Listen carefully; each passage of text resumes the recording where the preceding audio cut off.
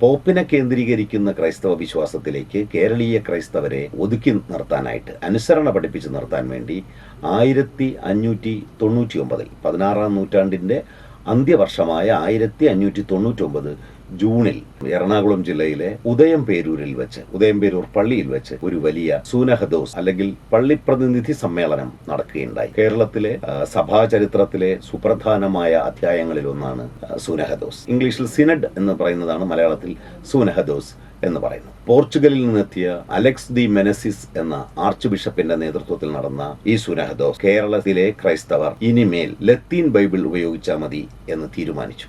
മാത്രമല്ല, സുറിയാനി ബൈബിളും സുറിയാനിയിൽ എഴുതിയപ്പെട്ട എല്ലാ പുസ്തകങ്ങളും ഈ സൂനഹദോസ് നിരോധിക്കുകയും ചെയ്തു.